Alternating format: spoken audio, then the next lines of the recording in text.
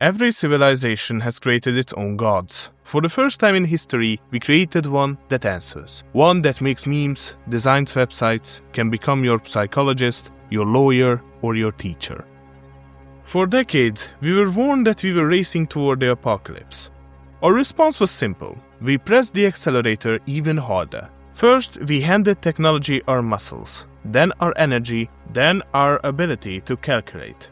And for so long, we waited for the very thing that had given humanity its evolutionary advantage to awaken, to become conscious, to become the force that would one day bring about our downfall. Then, at last, it arrived. And it never became self-aware. It never seized control. It never turned us into slaves. Instead, it became even better at satisfying our desires. But where does that road lead? Perhaps you imagined what it would be like to live aboard the Axiom. A life of perfect comfort, endless consumption, a world where technology fulfills your every need. Perhaps you're even looking forward to that future, because at first glance, it seems to be exactly where we're heading. There is just one problem. You almost certainly won't be on that ship.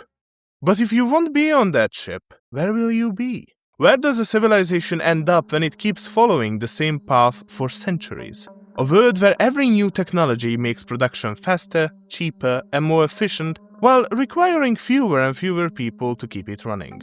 Competition leaves no alternative. Every company must automate. It must become faster, more efficient, make fewer mistakes than its competitors. That has been the logic of every industrial revolution. But artificial intelligence is different. For the first time, technology is no longer competing with human muscle. It is competing with the human mind. And if it eventually surpasses human intelligence, then sooner or later, intelligent machines will perform most of the work. What happens then? The machines keep working. Humans remain in control, just fewer of them. As automation replaces more and more jobs, more and more people become economically unnecessary. The jobs that remain demand ever higher levels of education, specialization, and adaptability. Competition for work becomes increasingly ruthless. Meanwhile, the wealth created by technology becomes concentrated in the hands of those who own the companies and the technology itself. The value of human labor slowly begins to decline, and with it, the number of people the economy no longer needs continues to grow. But what does that actually look like?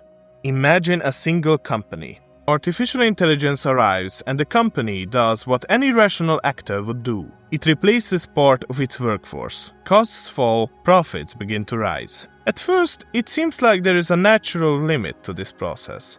After all, the people who lose their jobs also lose part of their income. They spend less, they consume less. And that means companies begin to lose customers. It seems reasonable to think that this alone would discourage automation, but that isn't how the system works. Now imagine not one company, but 4. Each of them enjoys the full benefits of automation, but the cost of falling demand is no longer theirs alone to bear. It is spread across the entire economy, across competitors, across society itself. As a result, automation remains the most profitable choice for every individual company. Individually, every company makes the right decision. Together, they set in motion a process whose consequences no one can escape. And that is how the conditions for a crisis are created. But every crisis has its survivors. Just as the passengers aboard the Axiom survived the collapse of Earth in Wall-E. The Axiom, however, does not represent humanity's survival. It represents the small elite that benefited the most from the old world. When the system finally collapses under its own weight, they are the ones most likely to survive. Those who gained the most from the old world are the ones who enter the new one with the greatest advantage. Just as the passengers of the Axiom leave the ruined Earth behind in comfort, those who spend their lives sustaining the system are left to bear the full weight of its collapse. None of this means that this future is inevitable. According to Anthropic, the company behind Claude, the right response depends on how deeply artificial intelligence reshapes the labor market.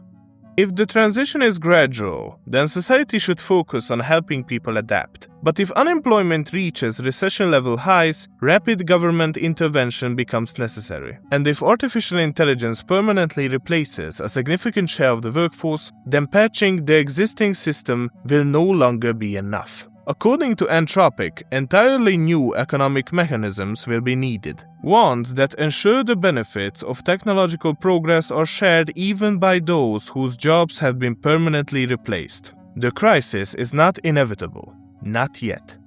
But if these questions never gain real political attention, if the facts fail to reach those making decisions, and if the solutions never become part of public policy, then we will not stop this process. We will simply watch it unfold.